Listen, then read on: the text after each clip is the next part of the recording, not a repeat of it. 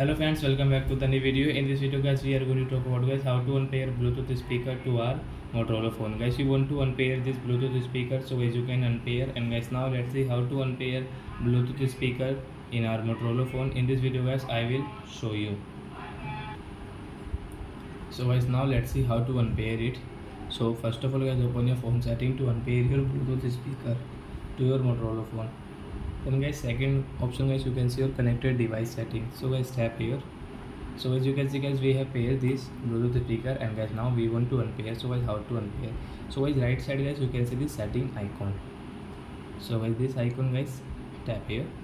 Then guys, you can see your disconnect and forget option. So guys, we want to unpair. So guys, you want to unpair. So guys, click on this forget option to unpair. So guys, it will unpair to your phone guys.